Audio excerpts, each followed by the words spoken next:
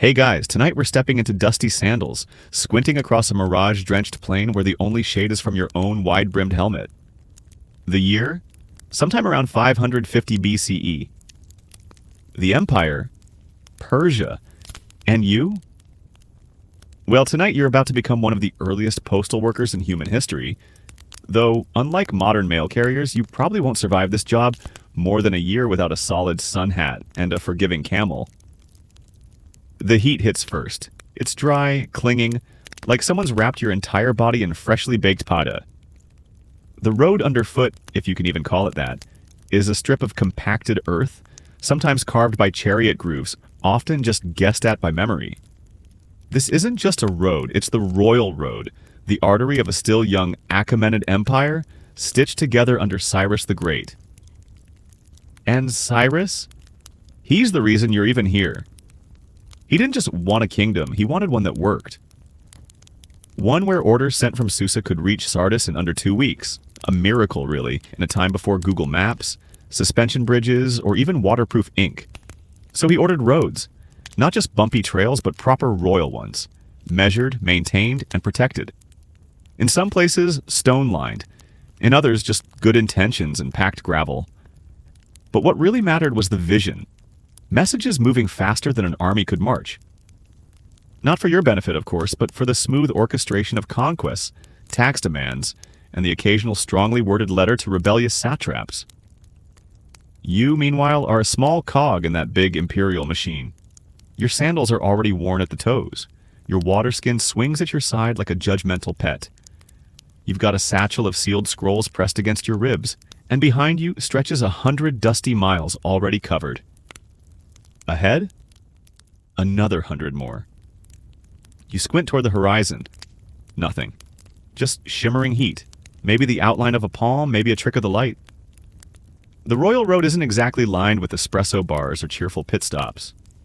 What you get are relay stations called chaparcane, spaced just far enough apart to give you hope, but not far enough to justify quitting. Some days you run messages from the capital. Other days you're sent into battle zones where the air smells like horses and bad decisions. Cyrus's system is meant to be efficient, but let's be real. It's still the 6th century BCE. You're navigating by stars, occasional road markers, and sheer gut instinct. And yet, the system works. Herodotus, bless him and his exaggerations, once wrote that neither snow, nor rain, nor heat, nor gloom of night stays these couriers from the swift completion of their appointed rounds. You'll recognize that phrase. It eventually ended up in the U.S. Postal Service's unofficial motto. And yes, it started here, more or less, with Persian grit, and an unhealthy disregard for hydration. But back to you. Today's route starts in Ecbatana, an important administrative hub perched high enough to keep its officials cool and smug. From there, you'll descend into the baking flats that stretch between villages. Sometimes, if you're lucky, you'll pass a caravan. Merchants hauling silk, spices, or impossibly loud birds. Other times it's just you and the wind. By noon, your sweat has soaked your tunic. You think about removing it, but sunburn is worse than shame, so you carry on.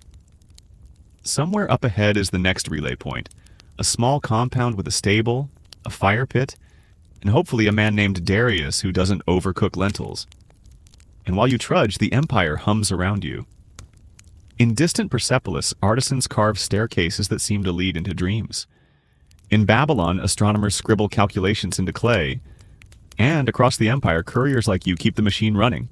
Swift-footed, sunburned, probably wondering if this was in the job description. Historians still argue whether Cyrus personally designed the courier network or delegated it to his advisors. Some say it was a modified version of Assyrian systems. Others claim it was entirely new. What's clear is that it spread fast, faster than gossip, faster than plague, and definitely faster than a well-fed donkey. What's less clear is how couriers were recruited. Were they volunteers, conscripted soldiers, young thrill-seekers with a death wish? Probably a mix of all three. What's certain is they were trusted. You didn't just hand royal scrolls to anyone with legs. You needed speed, loyalty, and ideally the ability to not open sealed documents when bored. You chew on a piece of dried date, already tired of its sweetness. The horizon shimmers again, and this time, yes, there's a structure. Low stone walls, a tethered horse, smoke rising from a chimney. You pick up the pace, your legs aching, your satchel bouncing. You're nearly there. Because Cyrus didn't just dream of a fast empire, he built it. Brick by brick, horse by horse, courier by exhausted courier. And you're part of that dream, even if your feet hate you for it. You arrive at the relay station just as your knees are considering going on strike. It's a squat stone building, shaded slightly by a weary acacia tree whose leaves look as tired as you feel. Outside, a stable boy naps with his head resting on a half-polished horseshoe. Inside, the scent is unmistakable.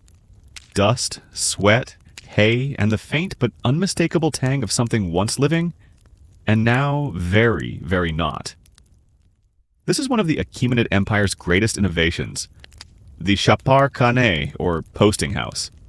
They're sprinkled along the royal road like breadcrumbs, each one spaced roughly a day's journey apart, or less if the terrain is harsh, or your last horse had a philosophical crisis halfway through the route. You swing down off your mount, legs wobbling like half-set pudding, and hand off your dispatch satchel to a man with a turban and a permanently skeptical eyebrow. Without a word, he checks the wax seals, nods, and hands you a flask of goat milk and a roasted barley cake wrapped in fig leaves. Neither is delicious, but both are edible and, more importantly, don't require chewing with more than 3 working molars. This is where the real magic of the Persian postal system lies. Not just in the roads, or the couriers, or the horses, but in the system. You didn't have to carry a message all the way from one end of the empire to the other. You only needed to get it to the next station. There, a fresh horse and another courier would be waiting, ready to pick up the baton. Think of it as the ancient world's version of track and trace, minus the tracking or tracing. Historians still debate whether the relay system was inspired by earlier Assyrian models, or if the Persians truly revolutionized it. Either way, it was breathtakingly efficient for its time. Messages could travel over 1,500 miles, from Sardis to Susa, in about 7 days. That's the distance from New York to Dallas without airplanes, motorbikes, or even decent shoes. You sit for a moment by the hearth, chewing quietly and staring at the flames. The other couriers are a mixed bunch, one with a chipped tooth and a laugh like a donkey, another who claims he once delivered a scroll from the king himself to a satrap who fainted on the spot. You're pretty sure that story's been seasoned over the years, but no one interrupts. These are your people bonded by blisters, bruises, and an unspoken agreement that goats are a travel hazard. Out back, a stable hand readies your next horse. Unlike your last mount, a creature with the personality of a brick and the speed of a startled snail, this one looks promising. Tall, lean, with bright eyes and a tail that swishes like it means business. You saddle up again. The satchel, now freshly filled with a new scroll pouch, is tied securely at your waist. Your tunic clings in the wrong places. Your feet are already protesting the idea of more stirrups, but the route waits. This stretch of the royal road is slightly better maintained than the last. Someone's recently tamped down the ruts, and there are even mile markers. Small pillars carved with distance notations and the occasional royal flourish. You pass a merchant caravan heading in the opposite direction, their donkeys laden with dates, copperware, and what appears to be one extremely unhappy parrot in a cage. They nod. You nod. No one speaks. Couriers have the silent respect of the road, even if their hair smells permanently of sun and horse sweat. You ride past a small village, its mud brick houses clustered like sleeping dogs under the harsh sun. A child runs alongside you for a moment, shouting something about your horse's nose. You're too winded to reply, but you give a half-hearted wave. The village disappears behind you as fast as it appeared. Another moment in the blur of dust and sunlight. And still, the message presses against your side like a heartbeat. You don't know what it says. It could be a military order, a tax decree, or a royal birthday invitation. It doesn't matter. Your job isn't to understand. Your job is to deliver. Sometimes you wonder what it would be like to keep riding past the last relay. To vanish into the horizon. Scroll still sealed. Message never read. A courier without a destination. just a trail of hoofprints fading behind. But then your stomach grumbles, and you remember that freedom doesn't come with dinner. The sun starts its slow descent. Shadows stretch across the road like lazy fingers. You're about 20 miles from the next station, and your horse still has a good rhythm, steady, dependable, with a tail that occasionally swats your knee just for fun. It's at this point in the day that you become hyper-aware of your surroundings. The call of a bird you can't name. The distant rumble of something. Hooves? Thunder? Your own imagination. The Achaemenid Empire stretches vast across this land, but in this moment, you and your horse are a kingdom of two, chasing a sunset and a deadline. A cool breeze picks up, carrying the scent of olives and dust. You let it wash over your face, thankful for the brief mercy of it. The station lies just over the next ridge. You press your heels gently, and the horse responds with a snort and a trot. The message must go through, even if you're chafing in places you'd rather not discuss. The next station greets you like an oasis made of sweat, snorting animals, and the low murmur of other exhausted riders trying not to fall asleep in their soup. You dismount with a groan that sounds suspiciously like your father getting up from a low chair. A stable boy takes your reins without a word, and you stagger into the main hall. A squat mud brick room lit by oil lamps and the flicker of a small hearth. The Chapar Khane here is larger than the last. Clearly, this leg of the royal road sees more traffic, likely due to its proximity to an administrative center, or maybe because the cook here, by some miracle, has figured out how to not burn goat stew. You drop your satchel on the table and wipe the back of your hand across your forehead. A scribe in a faded blue robe carefully checks the wax seals. One of them, he notes, has a small smear. You start to defend yourself. It was the horse's fault, honestly, but he just grunts and marks something on a clay tablet. Apparently, it's not enough of a disaster to merit a tongue lashing. After a quick meal, barley porridge, 2 olives, and a bite of date paste, you claim a corner of the sleeping room. It's quiet here, save for the low snores of another courier who clearly lost a fight with a wine jug. You prop your feet against the wall and close your eyes just for a second. When you wake, it's dusk. Cool air filters in through a narrow window, and someone has left a cup of watered wine near your bedroll. You stretch, wince, and begin prepping for the next leg. You saddle your new horse, an older mare with intelligent eyes and a bit of a side-eye problem. Still, she doesn't bite, which is already a step up from your last 2 rides. You secure the fresh dispatch, check your sandals for new tiers, and ride on. This part of the journey takes you through farmland, where rows of barley and chickpeas sway gently in the breeze. You spot a few shepherds with their flocks, one of whom offers a lazy wave. You nod back, not daring to speak. Couriers often carried confidential orders, and some were trained not to converse with locals. Historians still argue whether this was an official policy or just something the couriers told each other to feel mysterious. As you ride, you pass several more Chapar Khane. Some are modest, a single structure with a roof made from stitched-together palm fronds. Others are almost luxurious, with dedicated rest areas, separate rooms for royal couriers, and even small gardens with pomegranate trees. It's a bit like playing Postal roulette. Some stops are heaven, others are barely 4 walls and a suspicious stew. What unites them all, however, is their dedication to one thing: speed. The Achaemenid courier system didn't tolerate delay. If a horse was tired, it was swapped. If a rider was sick, he was replaced.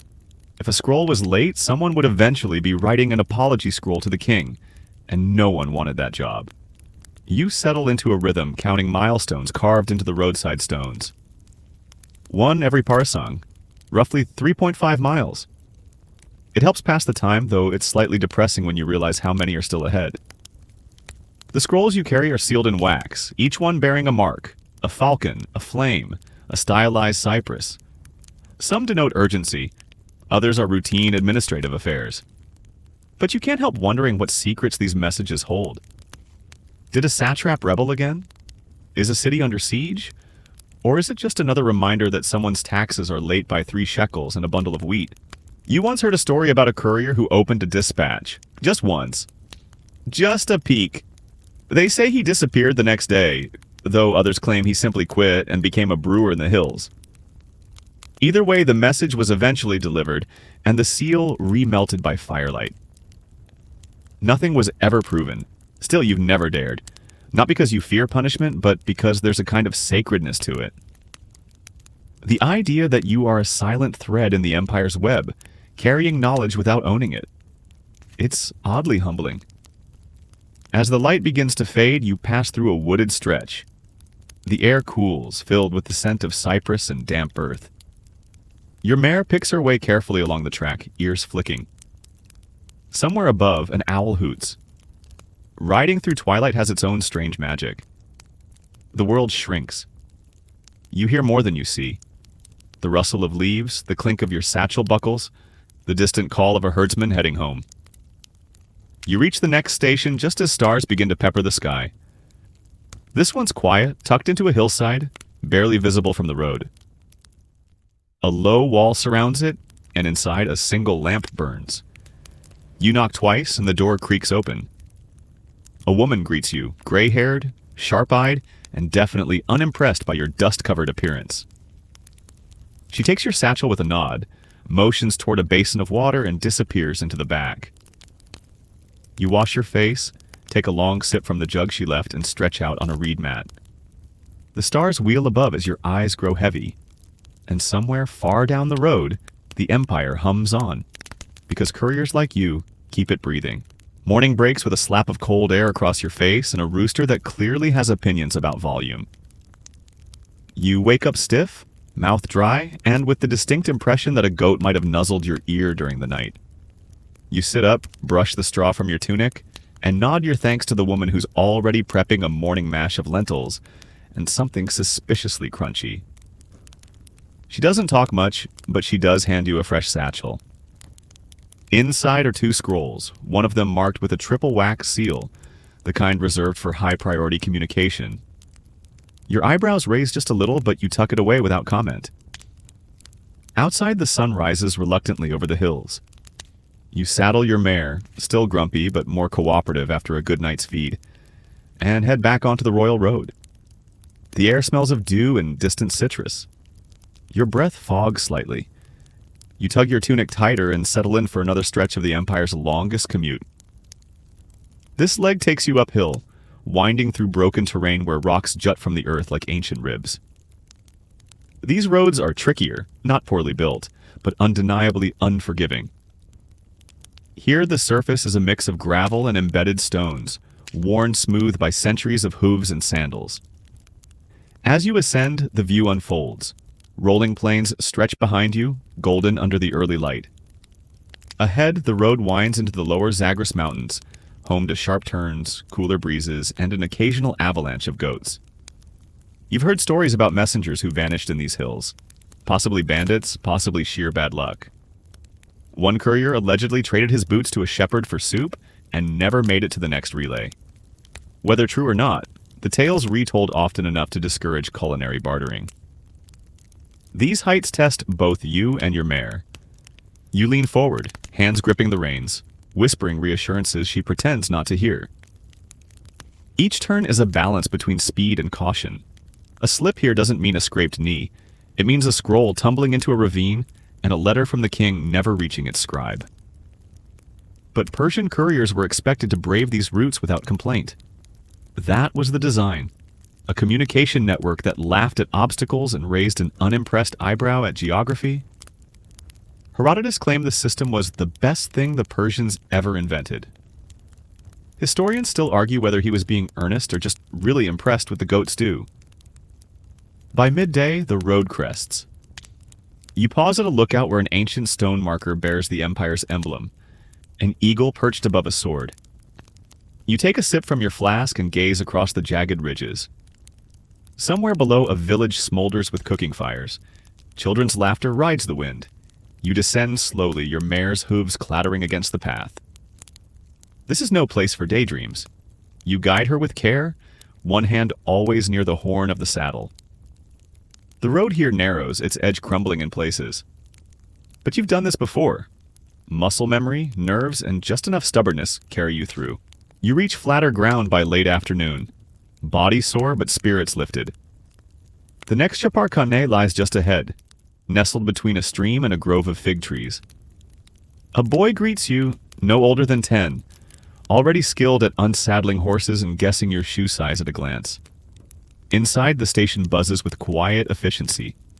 2 couriers sit near the fire comparing saddle sores. A scribe jots notes in a wax tablet, pausing only to frown at a dripping ceiling corner. You hand off your satchel and receive your next. Just one scroll this time. Thick, tied in crimson cord, and sealed with an emblem you don't recognize. Intriguing. Not that you'll ever know the contents. You rest a bit longer here. The fig trees offer shade, and someone's hung a hammock between 2 of them, a rare luxury. You lie back, arms behind your head, watching the leaves stir overhead. There's a moment, brief like the pause between heartbeats, where everything feels still. No urgency, no empire, just wind and breath. But it doesn't last. The relay system demands movement, always. You rise, brush off your tunic, and mount your next horse, a dark bay with a mischievous glint. He nips at your boot before trotting off the moment you settle into the saddle.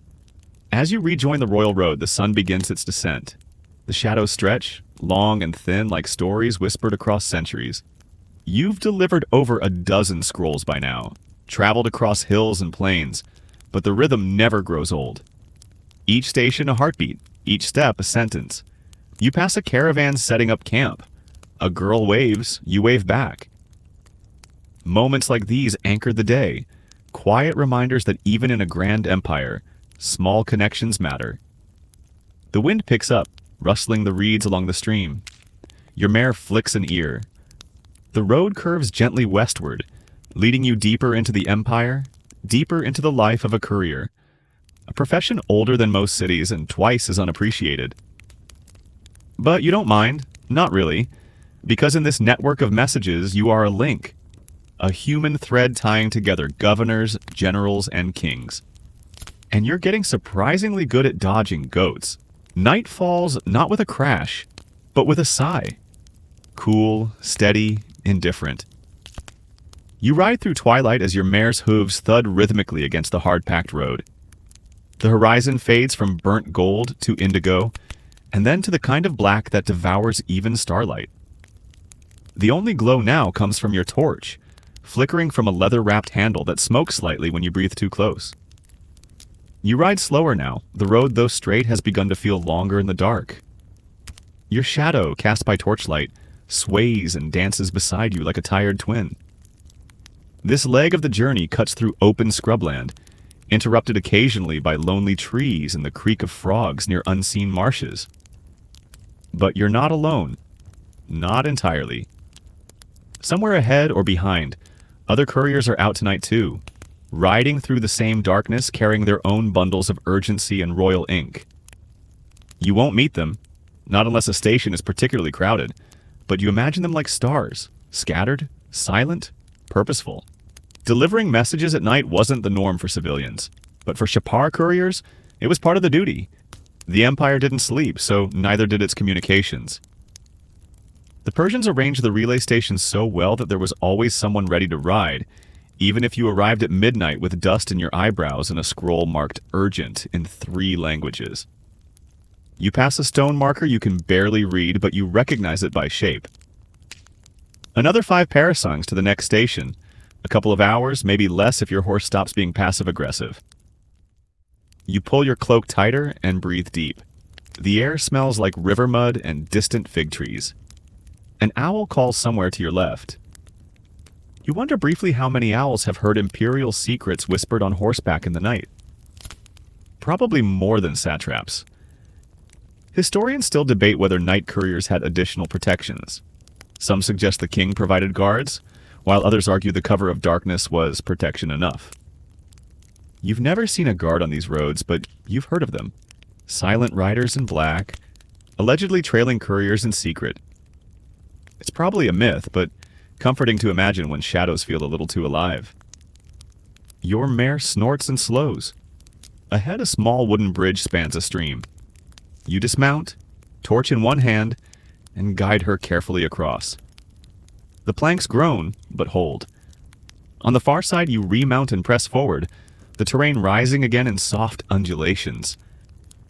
Then comes the moment, the kind all couriers fear. A flicker in the dark, a rustle that isn't the wind. You freeze in the saddle, your mare's ears pivot forward, you grip the torch tighter and wait. It's nothing, a jackal maybe, or your imagination playing dress-up as danger. Still, you whisper a quiet curse at the shadows and urge your horse forward. You arrive at the next station just past midnight. The building glows warmly from within. Lamplight through goatskin windows, a curl of smoke from the roof vent. You knock twice and are greeted by a bleary-eyed man in a linen wrap and sandals that seem older than your horse. He says nothing, just gestures to the bench, takes your satchel and shuffles into the back room. You sit, lean your head back, and close your eyes. The wood is cool beneath your fingers. Someone snores behind a curtain. A cat slinks across the floor and disappears under a crate. Before long, you're on the road again. Yes, again. Because while most people sleep at this hour, couriers keep moving. And you? You've become surprisingly good at functioning half awake. Or maybe 3/4 asleep. This next stretch is mercifully flat. The torch is gone now, extinguished before your mare could swat her tail into it again. Instead, you follow the stars, bright tonight, scattered like salt across black silk. It's in moments like this that you think too much. About your family back in a village near Persepolis. About the time you nearly delivered the wrong scroll to a general who would have definitely used a spear to file complaints. About the idea that the empire rests on the shoulders of people like you. Quiet, unseen, underpaid. And yet, there's a strange comfort to it. The rhythm, the predictability. You know this road like a baker knows dough. You know the stations by smell, the horses by snort, the dispatches by weight. You remember once overhearing a satrap say, "The king rules from Susa, but the empire rides on horses." He wasn't wrong. You're not a soldier, not a priest, not a noble. But you carry words that move armies, end arguments, and sometimes even start wars. The night deepens. Cold wraps around you like a second cloak. Your mare's breathing stays steady. The stars shift, you ride. And somewhere out there, beyond the dark hills and flickering lights, someone waits for the scroll pressed against your side. Dawn creeps in slowly, almost shy, brushing the sky with streaks of peach and ash blue. You've been riding all night, and though your limbs ache and your eyelids protest every blink, there's a quiet triumph in greeting the morning before anyone else. Even the birds seem hesitant to start singing. Your mare stumbles slightly, then rights herself. You murmur a reassurance, patting her neck. She's done well, better than you, honestly. You make a note to feed her a little extra at the next station, assuming the stablemaster isn't hoarding the barley again. The horizon unfolds into wide fields dotted with scrubby trees and the occasional flash of wildflowers defying the dust. Somewhere nearby, you catch the sound of rushing water, a river, or perhaps one of the Empire's many canals. The Achaemenids were big on infrastructure, roads, bridges, irrigation ditches. If it could connect or improve something, they built it.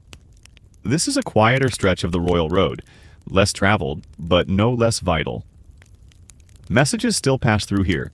Royal decrees, tax tallies, military logistics, marriage proposals from important people who've never met. It's not all war and rebellion. Sometimes the Empire runs on scheduling the next harvest festival. You pass an abandoned station, crumbled stone walls, and a roof caved in from years of wind and neglect. It's a relic from the early days of the system. Some historians believe it was part of an older Assyrian route that Cyrus's engineers simply upgraded. Others argue it's a decoy post built to confuse would-be interceptors. You suspect it's just where someone built a station without checking for termites.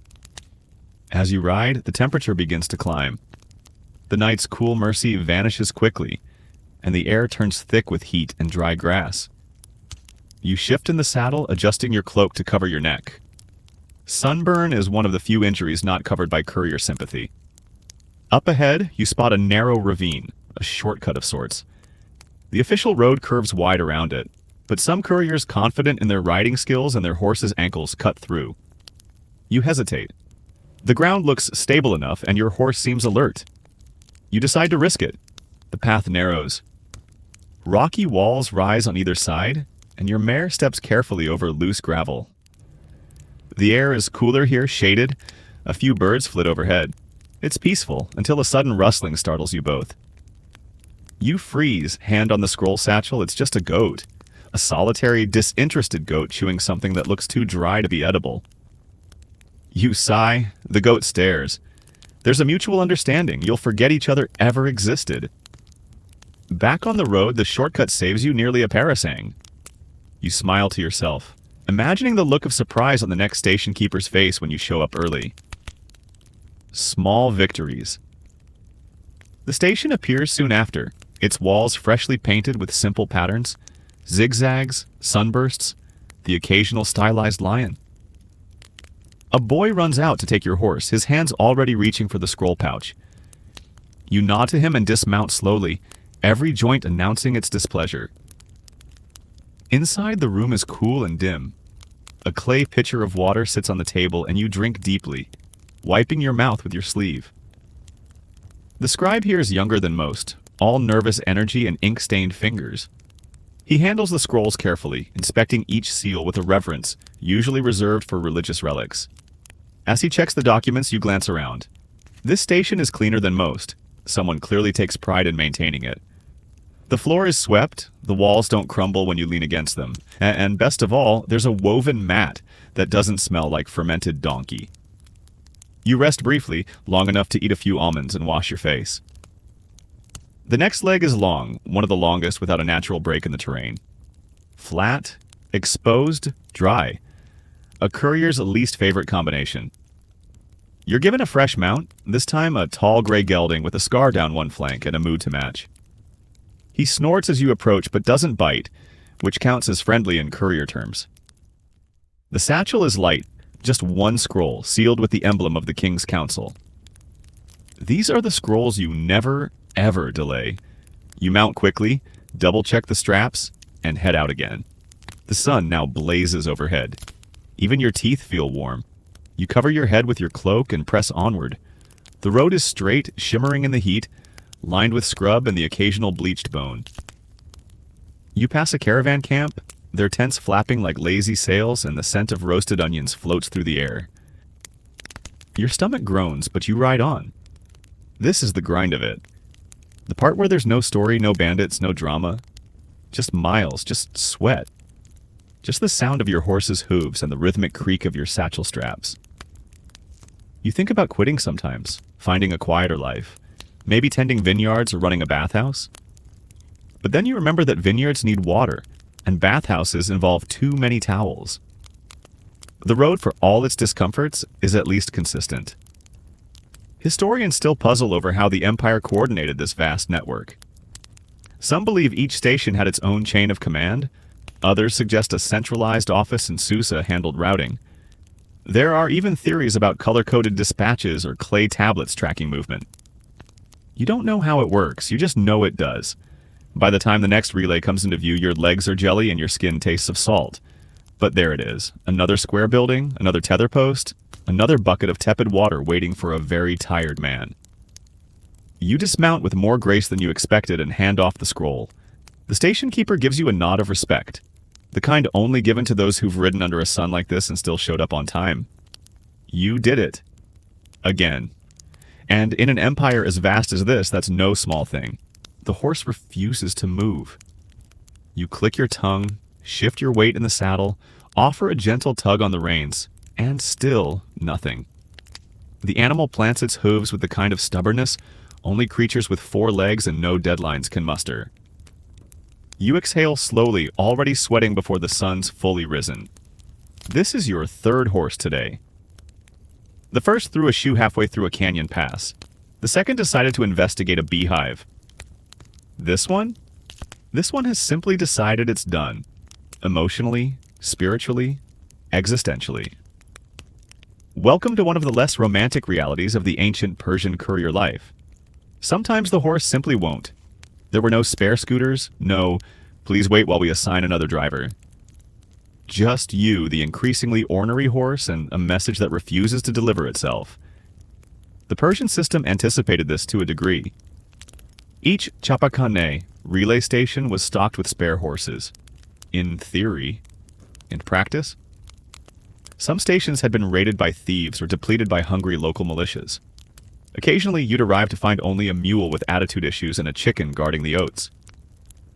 You hop down, leading the horse by the reins, muttering soft encouragements and a few choice phrases your uncle used to shout at donkeys.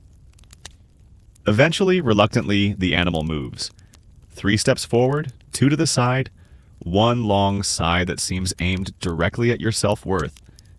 And this is where the system showed its flexibility. The horse refused, then walk, or run, or trade with a local shepherd if you're lucky and can convince him that scrolls are more valuable than sheep.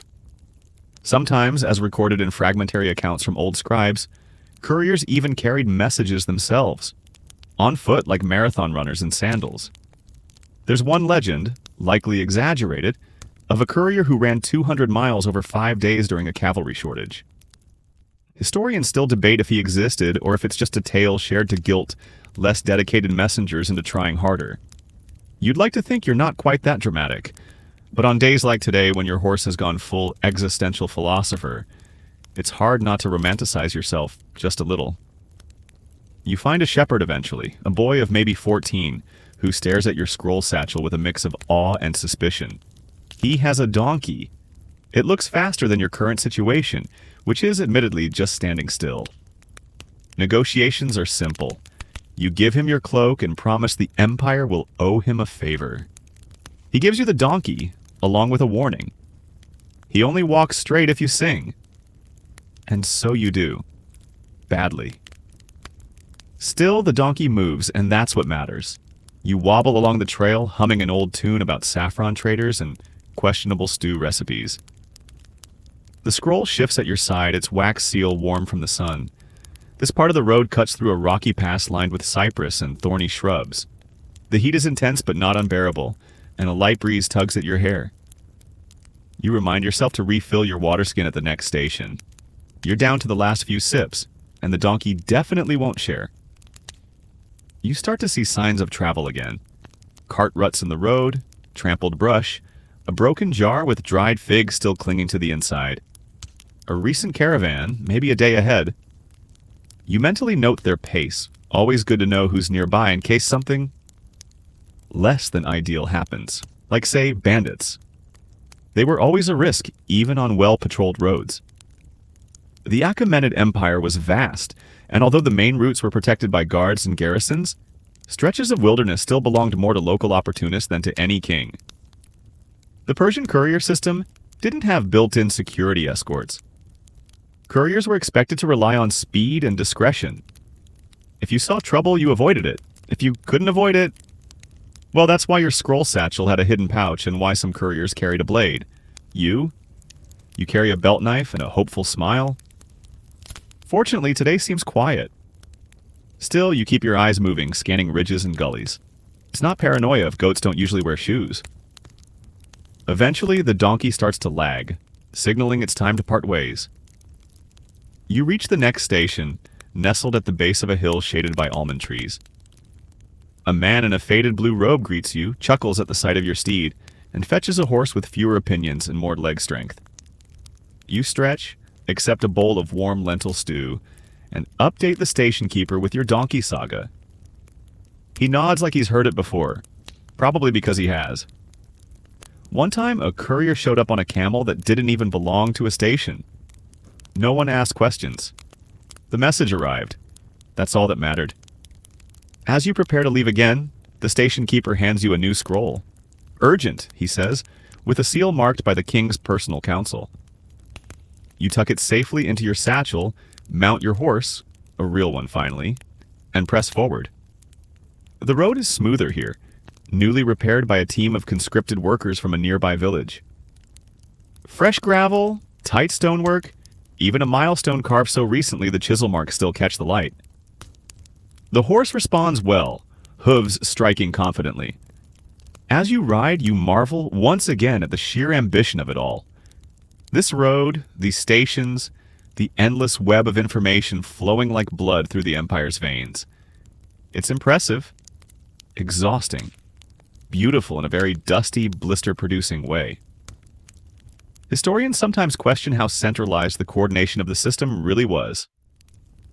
Did the king review daily traffic? Were there logs stored in Susa or Persepolis tracking every message, every rider? Or was it all far more chaotic than it seems in hindsight? You don't know. You just ride, deliver, rest, repeat, and occasionally negotiate with donkeys. You can smell trouble before you see it. A whiff of smoke on the wind. A silence that's too quiet, even for the dusty backroads of the empire. Your horse shifts beneath you, uneasy, ears twitching with every breeze-tickled leaf. You're not in bandit country, technically, but maps aren't much use to someone hiding in the rocks with a sword and questionable morals. This stretch of the Royal Road winds through a scrub-covered valley with lots of blind turns, perfect for livestock or ambushes, depending on who got there first. You slow your horse and loosen the satchel at your side, mentally noting the most important scrolls. One carries the King's Council seal, non-negotiable. If someone's going to rob you, you need to make sure they take the decoy scroll that complains about grain taxes, not the one that could start a war. The Achaemenid couriers were known not just for speed, but for cleverness. Many carried fake messages, extra wax seals, or even reversible tunics to make themselves less identifiable. Some wore plain clothes and kept scrolls hidden under saddle blankets. Historians still argue whether this was officially mandated or if couriers were simply very good at inventing their own job perks. You round a bend and find what you expected: a cluster of men badly pretending to fix a cart. One holds a wheel too carefully, another leans on a stick that's probably not a stick. They see you. You see them. The dance begins. Your heart rate stays even. No need to panic. The key is momentum. You click your tongue, grip the reins, and urge your horse into a steady trot. Not a gallop, not a crawl. Just fast enough to make it clear you're not stopping, and just calm enough to suggest you're not worried. They call out. Friendly, of course. Always friendly at first. Courier, do you bring word from the coast? You wave vaguely. To Babylon, you lie, pointing in the opposite direction. You don't slow, they don't follow. Lucky this time. But it's not always luck. Some couriers traveled in pairs, especially on high-risk routes. Others carried small blades or cudgels, or had deals with local shepherds who signaled danger with smoke trails or strategically placed sheep. A well-placed goat can say a lot if you know how to read livestock. You ride on, adrenaline fading. The road flattens, then dips toward a shallow creek. Your horse drinks gratefully. You wipe your forehead and check the satchel again. The seals are intact, the scrolls untouched. Your heart is still somewhere near your stomach, but at least your sense of direction remains solid. This is the part no one writes poems about. The tension. The long, silent gamble of choosing the right turn. The safe stop. The goat that isn't secretly an informant. The empire was stable by ancient standards, but stability is a scale, not a switch. Even the best-maintained systems had weak points, and the roads could be unpredictable. You've heard stories of couriers delayed for days because a village festival blocked the only bridge.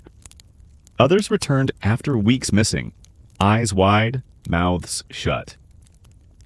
One story claims a courier delivered a scroll to a satrap during a siege by climbing the outer wall disguised as a pomegranate vendor. Another claims a rider once crossed an iced-over river using flat stones as skates. Historians smile politely at these tales, but rarely include them in textbooks. Too fanciful, too ridiculous. But they're true. You pause at a small village, not marked on your map, but familiar from previous rides. A narrow alley leads to a courtyard where an old woman sells tamarind cakes and watery wine. You trade a handful of copper for both, sit in the shade of a crumbling archway, and let the world slow. Here the road doesn't matter. No stations, no officials.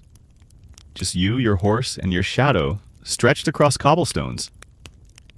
You chew slowly. The cake is sour and oddly comforting. A boy watches you from a doorway, wide-eyed. You wave. He doesn't wave back. You wonder if he dreams of being a courier, riding horses across the empire, delivering royal secrets, eating terrible food, occasionally talking to donkeys. Maybe. Or maybe he's smarter than that. You mount again and move on. The road ahead curves through farmland, rice paddies and fig orchards watered by a clever system of aqueducts. The Achaemenids didn't just move messages, they moved water. Some couriers even carried engineering updates, instructions for dam repairs, or schedules for water rations. It wasn't all espionage and edicts. Sometimes it was logistics. You spot a bird overhead, an ibis maybe. Its wings cut the sky in smooth arcs. You imagine what it would be like to fly a message instead of writing it. Less chafing, for one. Historians still debate whether birds were ever used for Persian communication. Some suggest experimental falconry may have existed among the nobility. Others roll their eyes and say, let's not get carried away. But it's fun to think about. A sky courier, feathers ruffled, scroll tied to one leg, dodging clouds and eagle attacks. You ride until your legs go numb. The next station looms ahead, signaled by a carved stone gate and the sweet smell of onions frying. The station keeper greets you with a wave and a bowl of barley stew that tastes far better than it looks. Inside, a scribe waits. He takes your satchel, inspects the seals, and gives a curt nod. You slump into a bench, remove your sandals, and stretch your aching feet toward the fire pit. Safe, for now. Your scrolls have arrived. The message, whatever it says, is intact. You delivered it without delay, without interception, and with only minor donkey-related detours. You're not a hero. You're not a general or a priest, but you're part of the reason this empire works. And no one stole your goat today. The station's fire crackles low as you sit in the corner, nursing a bowl of overcooked lentils and watching a moth commit slow-motion suicide against the lamp. It's been a long day, long even by courier standards, and your knees have formed a quiet rebellion against your entire lifestyle. But rest is temporary. The scrolls must move. You're handed your next pouch by a man with the sort of beard that says, "I've seen things." He points to a horse out back, already saddled, already glaring at you with preemptive disapproval. You sigh, rinse your face in the water basin, and slide your sandals back on. The straps have left marks that now seem permanent, like the tanned lines of duty. As you step outside, the sun cuts through the clouds with the sharpness of a well-honed blade. It'll be another scorcher. You consider wrapping your tunic a different way, but decide against it. You've already had too many experiments in desert fashion that ended in regret and sand rash. Today's ride is short but direct. No diversions, no twists. A single sealed scroll. Destination: the administrative district near Pasargadae. The road is good here, well paved with flat stones and occasional shade from evenly planted trees. A royal touch, you suspect. Someone high up must ride through here often, and no noble wants a bumpy experience while contemplating tax reforms. You notice a funny thing as you ride. The couriers all tend to dress similarly, but the details vary. Some wear longer tunics for sun protection, others shorter for mobility. Many tie small trinkets to their belts. Charms, family tokens, or tokens from stations past. You carry one yourself, a worn strip of cloth from a scarf your mother gave you before your first ride. It's tied around your satchel strap, half faded and mostly superstition. But it's part of the ritual now. You don't ride without it. Officially, there was no uniform for couriers in the Achaemenid system. But unofficially, a look developed. Tunics of rough cotton or linen, belted for ease of motion. Leather sandals or boots reinforced with scrap metal or bits of woven cord. Arm guards sometimes to protect against brush or the occasional aggressive goose.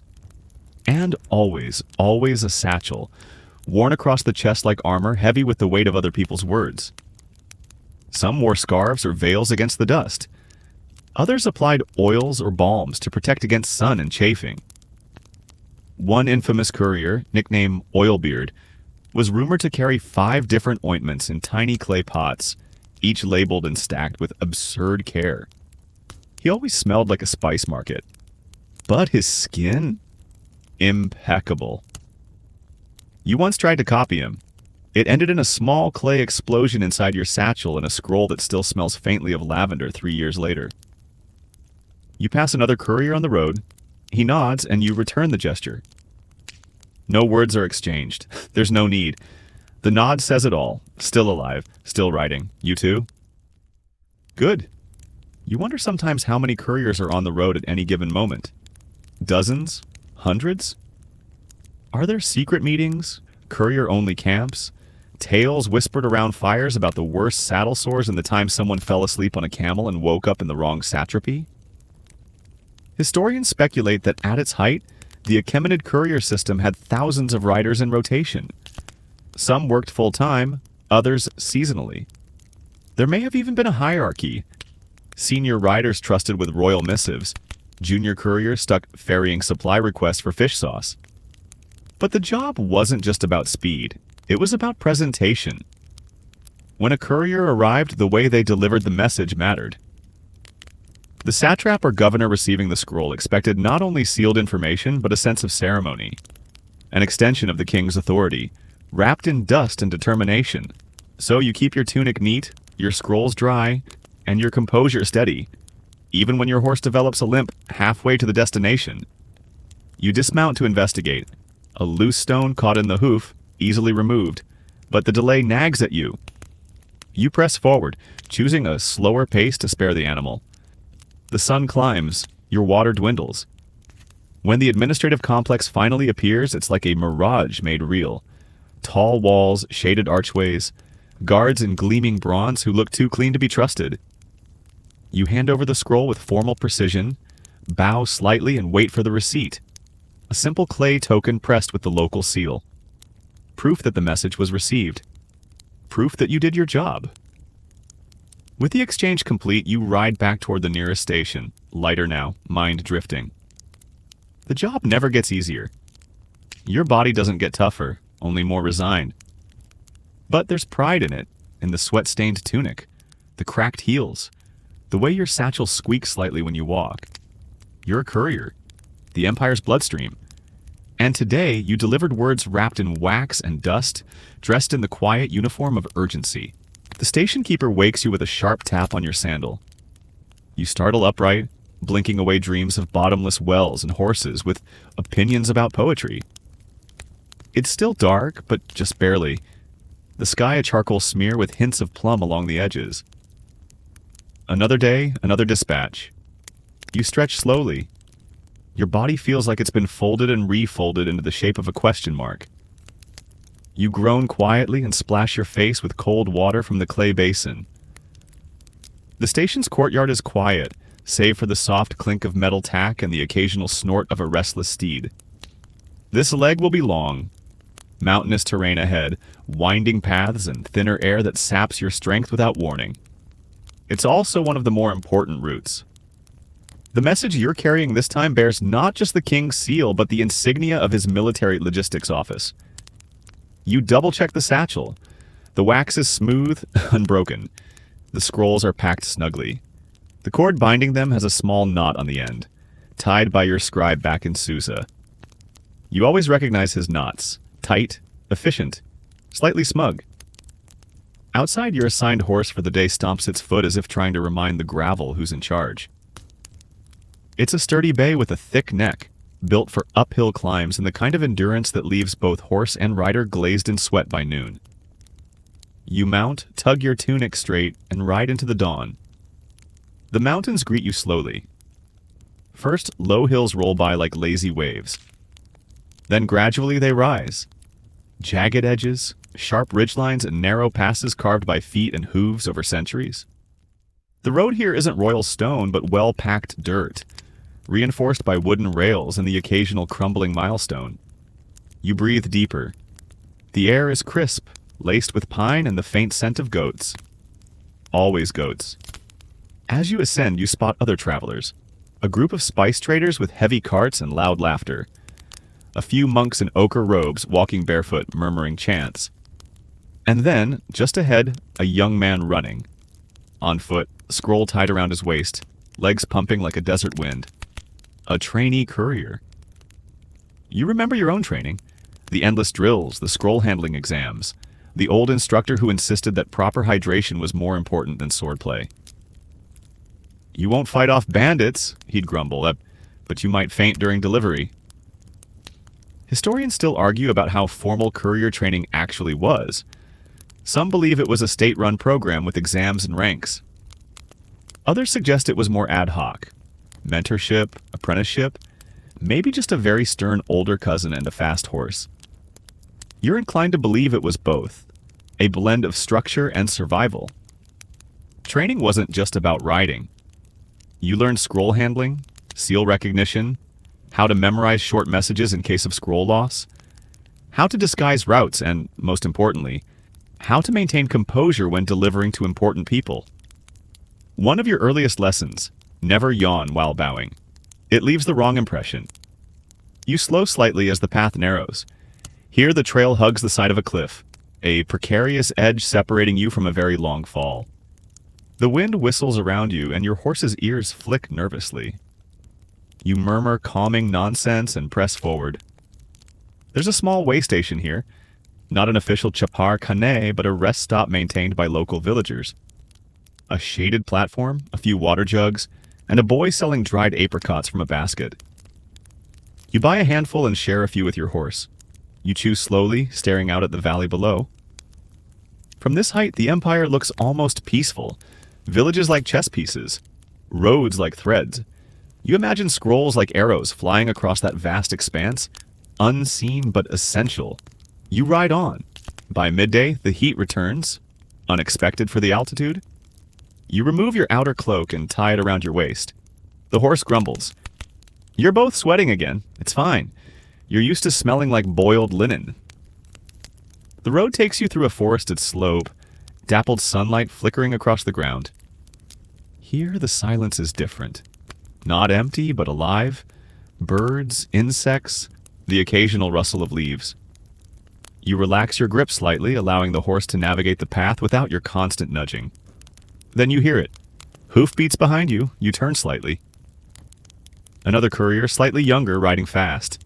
He pulls up beside you, nods, and then pulls ahead without a word. You blink. He's familiar. Same tunic color, same satchel style. Probably one of the newer riders from the northern provinces. The way his scroll pouch bounces suggests poor knot tying. You resist the urge to yell advice. Instead, you ride at your own pace. You've learned not to race messages unless explicitly told to. Sometimes urgency is about precision, not speed. By late afternoon, you reach the next proper station. It's large, nestled between two rocky outcrops with a walled yard and 3 separate stables. A cook's fire smokes in the corner, and you smell stew that doesn't immediately offend your nose. You hand off the scrolls to a senior scribe who glances at the seals and raises an eyebrow. Logistics, he mutters. They're probably adjusting troop movements again. You don't ask, you don't care. You deliver the scrolls, that's your job. You eat quietly by the fire. Flatbread and a stew with suspicious chunks you choose not to identify. Across the courtyard, 2 trainees spar with wooden sticks. One falls and lands in a pile of horse droppings. The laughter that follows is generous and immediate. You smile. You remember your first fall, not into droppings, thankfully, but into a puddle during your first winter run. The scribe still uses your muddy tunic as a cautionary tale. You settle into your bedroll early. Tomorrow promises harder terrain. But tonight you have dry boots, a full belly, and the quiet pride of another day done well. You sleep before your head hits the mat. You dream of scrolls that whisper their contents as you ride, of horses that respond to your thoughts, and of stations that always have warm bread and chilled fig wine waiting. Then morning smacks you awake with a burst of sunlight and a clanging water jug dropped by an apologetic apprentice. You sit up, joints crackling like old parchment. Your back feels like it's been used as a test surface for bronze stamping. But duty doesn't care about your spine, and neither does the Empire. You splash water on your face and roll up your bedding. Today's mission is delicate, more so than usual. The message you're to carry is tightly rolled in a bone case, sealed with not wax but hardened resin. That means it's classified. Possibly encrypted. Definitely important. The scribe at the station gives you a long look as he hands it over. This one goes directly to the satrap of media, he says, as if that doesn't sound at all like something that could spark 5 wars and an awkward banquet. Don't stop unless absolutely necessary. You nod, mount your horse, a lean dapple gray who seems unimpressed by your existence, and begin the journey down from the highlands. The road narrows again, twisting through pine and cedar groves. The air is sharp and clean, the kind that clears the lungs and makes you briefly regret every decision involving burnt goat meat. You make good time, your horse sure-footed, your satchel thumping rhythmically against your hip. This region is trickier to navigate. Paths intersect more often, marked by faded milestones and sometimes misleading wooden signs erected by overly helpful locals. You're forced to stop now and then, checking direction by the angle of the sun, the curve of the land, and, when desperate, a trail of donkey droppings that almost always leads to civilization or a stubborn animal. Messages like this, high-security ones, weren't just rare, they came with protocol. If you were captured or lost, you were expected to destroy the scroll. Fire, water, or if all else failed, the scroll case could be smashed under a heavy rock. You've never had to do that. You hope today won't be the first. As you descend into the valley, the terrain opens. Rolling fields stretch out, dotted with farmhouses and thin groves of date palms. A few farmers wave as you pass, their hands dusty from early work. You nod, but don't stop. You ride into a breeze carrying the scent of irrigation water and trampled mint. Somewhere nearby, you hear the rhythmic thunk of grain being milled. It's oddly calming. You relax your grip slightly, letting the horse set its pace. A few hours in, you reach a river crossing.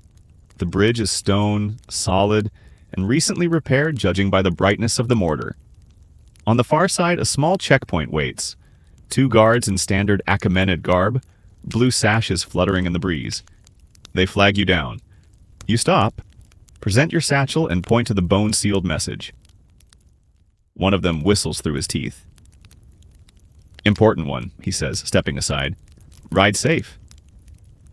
You nod again and cross, hooves clattering over the stones. Historians still debate how often couriers were intercepted or delayed by officials. Some claim the system was near flawless, while others suggest that guards and governors frequently caused delays with inspections, overzealous paperwork, or simply by insisting on tea first. Your experience falls somewhere in the middle. Just past the bridge, you stop for a quick drink and a handful of dried lentils. They taste like pebbles marinated in memory, but they'll keep you upright. You share some with your horse, who responds with a grunt that could be gratitude or passive aggression. The path continues into a wooded region with thick undergrowth and tall eucalyptus trees. Here the sun plays tricks, patches of light that flash in and out, shadows that flicker like movement. You stay alert. Bandits are rare on this stretch, but not unheard of. To distract yourself, you start naming trees. Old Leaner, Wiggles, Bird Hotel, definitely not haunted. You talk to your horse too, who doesn't reply, but occasionally tosses its head in a way that suggests you're boring company. You reach a halfway station tucked behind a hill. Smaller than most, more shed than house, but it has fresh water and a stable. You change horses, this time mounting a sprightly mare with a white blaze and too much enthusiasm. You get the feeling you'll be sore before lunch. With your bone-sealed scroll secured once more, you continue. The next leg takes you across flat plains where the wind runs unopposed. Dust kicks up, sticking to your lips, your eyebrows, your satchel. You cover your face with cloth and lean forward, urging the horse onward. The miles pass. You hum old tavern tunes, count road markers, recite station names like prayers. This is where the job becomes meditative. Just you, the road, the wind, and the hum of motion. You think of home. Not because you're homesick, though sometimes you are, but because memory is one of the few companions that doesn't slow you down. You picture your mother pulling weeds from the garden, your uncle grumbling about bread prices, your younger brother trying to sneak into the wine jars. They wouldn't believe the places you've seen, the scrolls you've carried, the donkeys you've negotiated with. Late afternoon creeps in. The sun lowers, casting everything in gold. You know you're close when you see the satrap's towers rising in the distance. Tall, white, flanked by trees and fluttering banners. The city is smaller than Persepolis, but well fortified, buzzing with activity. You ride straight to the outer post, flash your courier mark, and are ushered in by guards who pretend not to notice the dust caking your nose. Inside the administrative building, the floor is tiled and clean. You step inside and remove your satchel carefully. A secretary takes the scroll with both hands, nodding once as he disappears into an inner chamber. You did it. Another high-priority message delivered. No fuss, no interception, no lost donkeys. You exhale deeply. Your reward? A hard bench, a bowl of warm milk, and a seat beneath an open window that smells faintly of citrus and ink. You don't get to rest long. An hour, maybe 2. Just enough time for your muscles to cramp into new, exciting shapes, and for the milk to settle in your stomach like a lazy cat. Then the clerk from earlier returns, scroll in hand, different seal, same sense of urgency. Return route, he says plainly. Susa. You blink. That's nearly 1,000 miles away. He doesn't elaborate, just presses the scroll into your hand and nods once before walking off. His sandals slapping gently against the stone tiles like punctuation marks to your disbelief. Well, back to it then. You retrieve your saddlebag, check your new scroll twice, and remount a borrowed horse from the city's relay station. A tall, sleek gelding, clearly bred for long-distance travel. He feels powerful beneath you, like he's waiting for a reason to run. You don't give him one. Not yet. Instead, you trot out of the city gates and rejoin the Royal Road, heading east this time, into the sun, toward the capital. As you ride, your mind drifts. You remember stories you've heard around campfires and resting stations, how the Persian postal system, this marvel of imperial engineering, compares to the American Pony Express that came centuries later. Different worlds, same bones. The Pony Express, fast horses, young riders, short-lived legend, operated for barely 2 years in the 1860s and yet romanticized endlessly. You understand the appeal. Riders carrying letters across vast distances, dodging danger, changing mounts at lightning speed. Sound familiar? But unlike the American version, which depended on freelance chaos and private investors, the Achaemenid system was state-controlled, well-funded, and absurdly vast. An official arm of the empire, no leather jacket cowboys here, just determined men in sandals with scrolls and sore backs. Historians have long debated who did it better. Speed-wise? The Pony Express could clock mail at 10 miles per hour, but Persian couriers using a relay system across 1,500 miles managed to deliver in roughly 7 to 9 days, nearly on par without the help of Colt revolvers or telegraph stations. Your scroll thumps against your ribs. You touch it briefly, reassuring yourself it's still secure. You wonder what it contains. War news? Grain quotas? A poem for a distant lover? You'll never know. And that's part of the job. You stop at a small riverside station where the stablemaster is missing 3 teeth and has a laugh that sounds like a collapsing tent. He swaps your horse without a word. The new one is less charming, short-legged, suspicious, but well-fed. You accept your fate. Back on the road, the terrain shifts again. The rolling hills flatten into dry plains where the wind never stops moving and nothing offers shade. Your skin prickles under the sun's glare and you tug your scarf tighter. Along the road you spot old relics, stones half buried in dust, broken pillars from shrines no one prays at anymore, a milestone tilted like it's just too tired to stand up straight. This road is older than you, older than any scroll you'll carry. You ride through history and it doesn't care if your knees hurt. You meet another courier around noon. He's coming from the opposite direction like horse sweating, face streaked with dirt. You both slow, nod once. His satchel is empty, yours is full. It's enough to say, I'm still riding. There's a quiet pride in this work. You'll never be famous. Your name won't be carved into palace walls or sung by musicians. But the empire functions because you ride, because messages move. You reach another station by late afternoon, this one tucked beside a cliff, shaded by overhanging stone. It's cool here, blessedly quiet. You swap horses again, drink watered wine, and stretch your back until something audibly pops. The keeper tells you this stretch ahead is in good condition. Repaired just last month. Should ride smooth, he says. He's half right. The road looks smooth. But the horse, perhaps bitter about having been passed over for a grain-fed post horse, decides to test every stone's stability. You bounce like a sack of lentils in a cart, cursing softly and adjusting your satchel every 5 minutes. You take a break under a fig tree whose fruit is still too green to eat but smells wonderfully bitter. You chew a piece of stale bread and wash it down with tepid water. Nearby, a lizard watches you like it's waiting for a scroll to fall out of your pocket. Then it's onward again. The sun dips. Shadows grow longer. You pass a caravan in the early stages of setting up camp. Tents half raised, goats wandering, pots clinking together like bells. A woman waves. You wave back, but you don't stop. The message must move. That's the deal. You reach the next station after nightfall. The stars are out, and the moon casts everything in silver and blue. The station glows from within, oil lamps flickering like low, sleepy eyes. Inside, the fire is warm. The stew is passable. You eat quickly, checking the scroll again before sleeping. Still sealed, still safe. You lie down with your head on your saddlebag, your boots still on, your muscles humming with the day's ride. And tomorrow? Tomorrow, you'll do it all again. Because the empire doesn't rest, and neither do its messengers. The satrap wanted receipts. You'd think a man governing a province the size of a small kingdom wouldn't have time to micromanage parchment, but here you are, handing over a scroll, only to have a secretary ask if you brought the confirmation slip from the prior station. You didn't, because there wasn't one. That's irregular, the secretary says, sniffing like you just tracked in mud from a disreputable province. You shrug. So is riding 90 miles through desert wind. He doesn't laugh. Some people just aren't built for humor.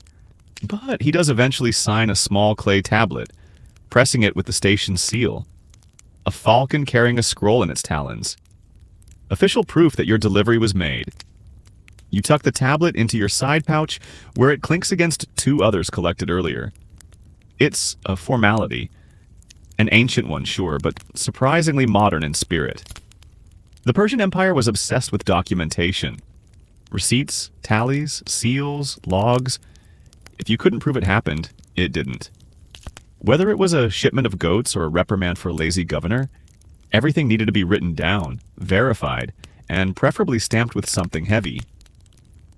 Historians have found these receipts, some still legible thousands of years later, etched into clay or scratched onto strips of parchment. They tell stories the history books miss: who got paid, what got lost, and how many camels were considered a reasonable delay. You remount your horse with a sigh. Scroll delivered, receipt collected. You now begin the less glamorous leg of the loop, returning the route markers, updating travel logs, and most likely answering questions at every station about how early or late you were. This part of the courier job doesn't get dramatized, no thrilling escapes or dashing rides, just paperwork. Still, you do it. You pass through a flat stretch of road that seems designed to test your patience. No trees, no birds, just wind and gravel and the occasional tumbleweed that seems to judge your pace. To keep yourself awake, you start reciting facts about the Empire's postal system. Cyrus the Great started it. Darius the Great expanded it. It was called the Angarium, a relay of messengers, horses, and purpose that allowed the king's will to fly across a continent in less time than it took to roast a decent lamb. You remember being told during training that if the king snapped his fingers in Susa, the tremor would be felt in Egypt before he lowered his hand. The image stuck with you. Still does. You reach the next post after midday. It's dusty and worn, run by an old couple with more goats than scrolls. They feed you flatbread and water, then rummage through their logs looking for your last delivery confirmation. They frown. The last courier forgot to sign the outbound record. You blink. So we'll need you to sign both, and write a note explaining the delay. There wasn't a delay. They nod sympathetically. Write the note anyway. You sigh, take up the stylus, and inscribe a polite fiction about roadwork and a mildly injured camel. It's close enough to truth that you don't feel bad. They bake you an onion cake in exchange. You eat it as you ride. Later, as you pass through a dusty village with a crooked watchtower, a child stops you. She holds up a tiny scroll wrapped in twine. Can you deliver this to my cousin in the city? You almost say no, it's not official. It's probably a drawing of a goat. But her eyes are wide and the scroll is small, so you nod, tuck it into your belt, and ride on. That's the thing about couriers. We don't just carry news of war and politics. We carry love notes, apology letters, grocery lists, and yes, children's goat drawings. And every one of them matters to someone. You think of all the times someone's paced a courtyard, waiting, hoping, dreading, for a message you carried. Maybe it was good news. Maybe it ended a marriage. Maybe it started one. You once handed a scroll to a man who dropped it and began to cry before reading it. You never found out why. You didn't ask. That's part of the job, too. As the sun starts to lower, you reach another station. You're greeted by a young scribe with ink on his nose, and a lot of questions about proper seal alignment. You answer half of them, eat a handful of almonds, and lie back under the awning, looking up at the sky.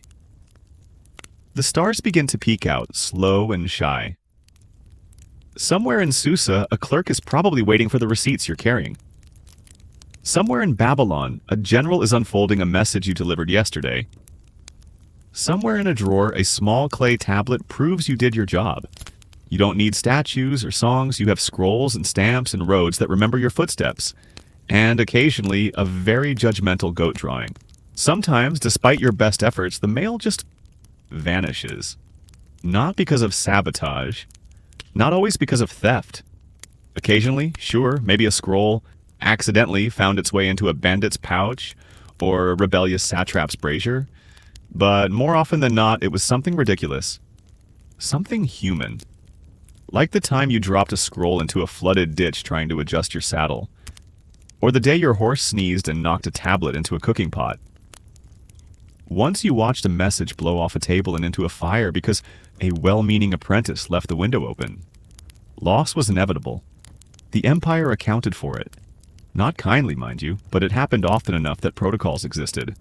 Backups, redundancies, delivery codes that could be confirmed even without the original message. It was a system that understood people made mistakes, even while pretending they didn't. You ride now through a dry gulch, the sun at your back, shadows long and gold across the dusty floor. Your satchel is light today, just 2 scrolls, neither marked urgent. One has a faint smell of wine, probably passed through a scribe with a generous hand and a loose bottle. You stop briefly at a fork in the road where a milestone has toppled over, its inscription now mostly worn away. You squint at it, try to match it to memory. Right fork for the station. Left leads to an old trade route that hasn't been officially used in a decade, but it's faster, assuming the bridge hasn't collapsed. You gamble. Left. The terrain is rougher, true, but you're rewarded with open sky and fewer flies. You pass a crumbling watchtower, now a home for hawks. An abandoned hut where someone once sold lentil cakes. A dry well full of messages lost perhaps in the wind. Historians don't talk much about mail that vanished. Too embarrassing, but we couriers do. We swap stories, half truth, half joke. The scroll eaten by a cow, the letter dropped down a well. The satrap's birthday invitation delivered to the wrong province, resulting in 2 weddings and a duel. You reach the old bridge.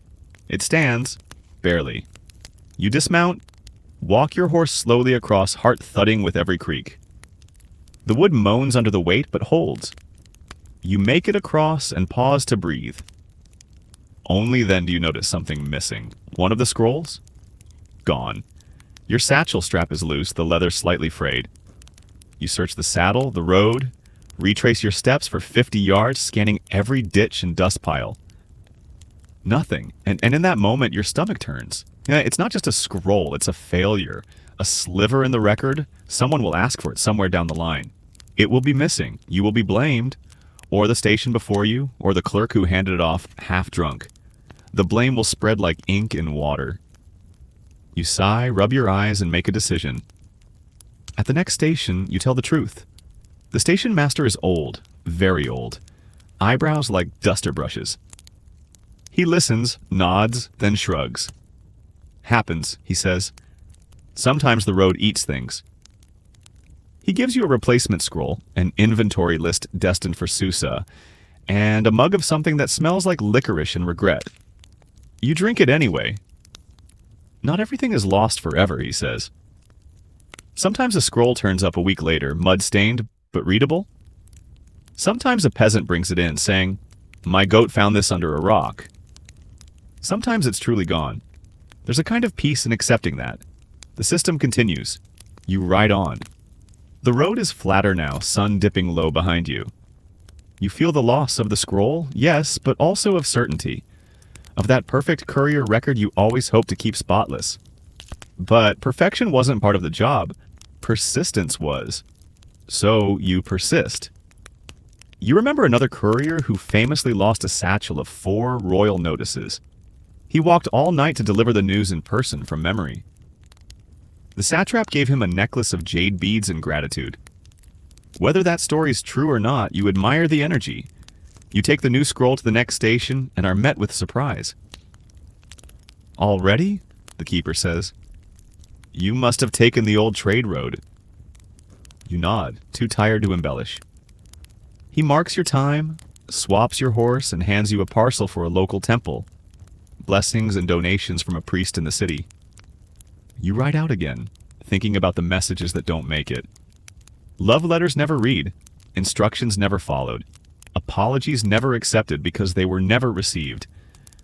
But also, messages that never hurt, orders that were never carried out, warnings that never sparked panic, silences that protected instead of destroyed.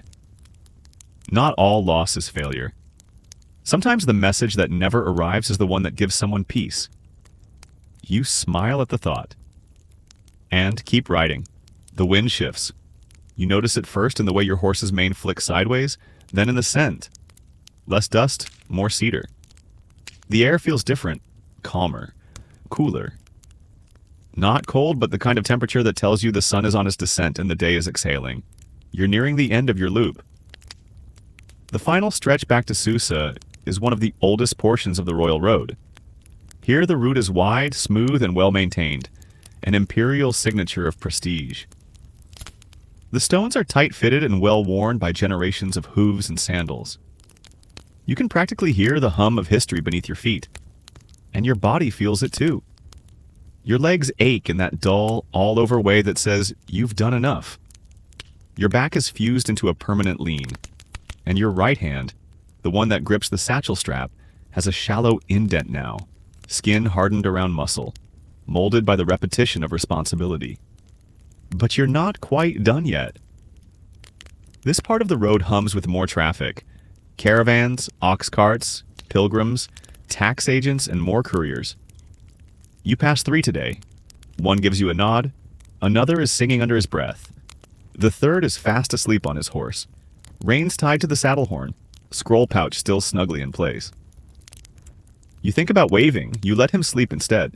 You pass a nobleman's entourage with parasols and scented camels. They barely glance at you. You're part of the road to them, just one of the many dusty figures moving like ants under royal sunlight. And you don't mind. You've spent years blending into the system. A whisper of sandals, a flicker of a tunic, a scroll sealed in wax and never read by the one who carried it across a continent. You reach the penultimate station, a large, well-funded post just outside Susa. This one smells of rosewater and roasted walnuts. The scroll you're carrying, a final update from a satrap in the west, gets checked immediately by a scribe with sharp eyes and clean fingernails. He makes a notation. You hand over your satchel for the final inspection. He raises an eyebrow. You came fast. You smile but say nothing. Let him fill in the gaps with admiration. He stamps your delivery record and slides it across the table. A thin clay tablet, still warm from the kiln, bearing the crest of the station. The final receipt. The last signature of the ride. You pocket it and step outside. The city glows ahead just beyond the horizon. Susa, the heart of the empire. White walls, ziggurats, and buildings crowned with glazed tiles that catch the last light like mirrors. You take a slow breath. This is where the messages end, but also where they begin. You'll probably head back out in a day or two, maybe with a dispatch bound for Egypt or Bactria or the northern borderlands. Maybe with a wedding announcement, maybe a military order. Maybe a request for more tax collectors. Those always travel in groups. No one likes to be the sole bearer of bad news. But for now, you're done.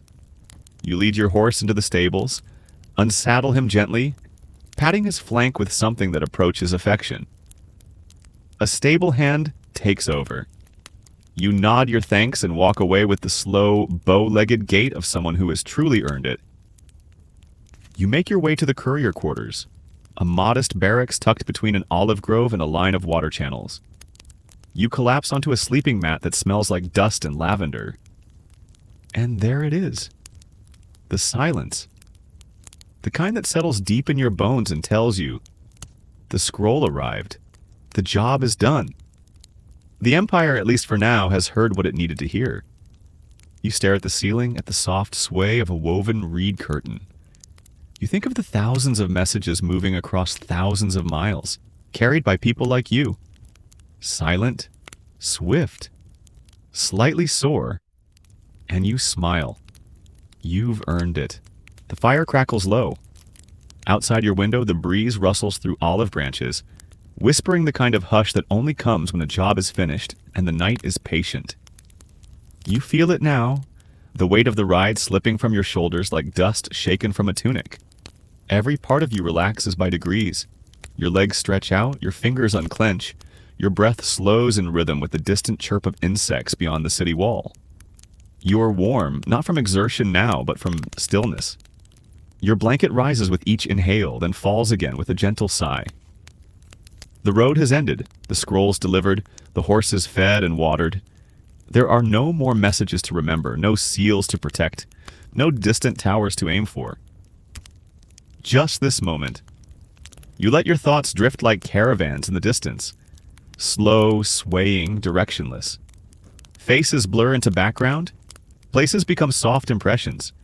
Even your own name, carried across so many stations, seems to dissolve into the night air. You did what was asked. You were swift, you were silent, and you were steady. And now? Now you rest. Let the road go. Let the scrolls vanish.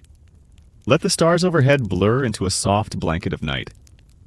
Sleep takes you not like a fall, but like a turning page. And the next chapter can wait. End of script. Sweet dreams.